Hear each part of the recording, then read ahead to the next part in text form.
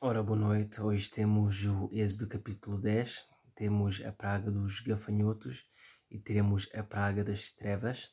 Temos algumas coisas interessantes neste capítulo, principalmente no versículo 2. E para que contes aos ouvidos de teus filhos e dos filhos de teus filhos as coisas que fiz no Egito e os meus sinais que tenho feito entre eles, para que saibais que eu sou o Senhor. E nós vemos esta linguagem que é mencionada a Faraó e aos egípcios, mas aqui finalmente, como eu tenho dito ao longo dos tempos, que era também para demonstrar ao povo de Israel que só Deus era o Senhor. Interessante, no versículo 3 diz: até quando recusas humilhar-te diante de mim?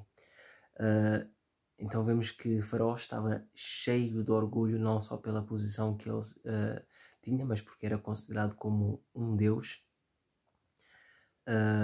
E vemos que até os servos de Faraó, no versículo 7, os servos de Faraó disseram: até quando este nos dá de ser por laço? Deixa ir os homens para que sirvam ao Senhor seu Deus. Ainda não sabes que o Egito está destruído? E depois vemos que Faraó chamou Moisés para dizer quais são os que hão de ir, no versículo 8. E Moisés diz que havemos de ir com nossos meninos e com nossos velhos e com nossos filhos, com nossas filhas e com nossas ovelhas, com nossos bois havemos de ir, porque festa do Senhor temos.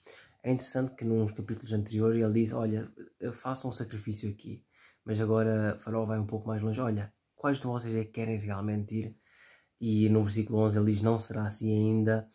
Agora vós, varões, e servi ao Senhor, pois isto é o que pedistes. E os lançaram de face de Faraó. Então Faraó não quis deixar ir todo o povo juntamente com o seu gado.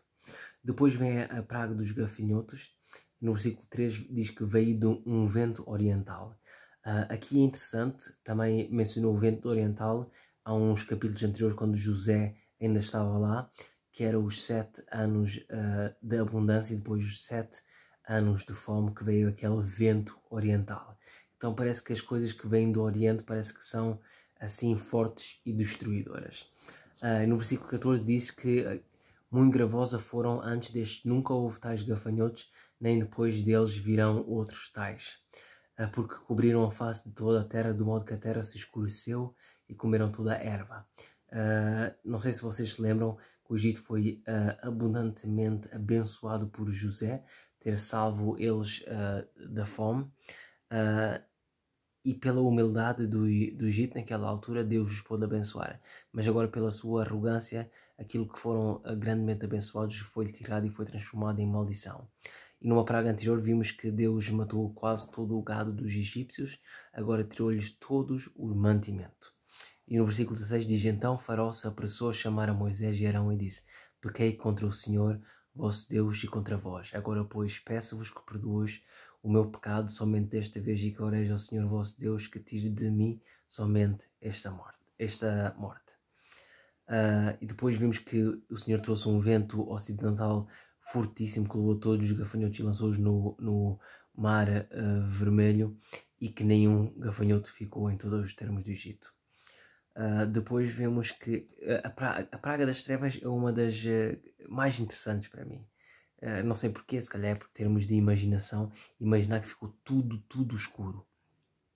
E no versículo 21 diz que as trevas que se apalpem, uma coisa que se apalpa, uma coisa que dê para agarrar. E no versículo 22 que as trevas eram espessas, por isso podem imaginar a escuridão que nem se dava para ver nada. No versículo 23 diz: não viu um ao outro, e ninguém se levantou do seu lugar por 3 dias. Mas todos os filhos de Israel tinham luz em suas habitações. Então imaginem, quando veio aquela escuridão, ninguém se mexeu, ficou no lugar onde estava, porque nem dava para ver 1 centímetro à frente pela escuridão que estava, e não dava para ver nem uma pessoa. E isto foi durante 3 dias. Imaginem estarem 3 dias sentados no mesmo lugar, sem beber, sem comer, sem nada, porque não dava para ver coisa nenhuma.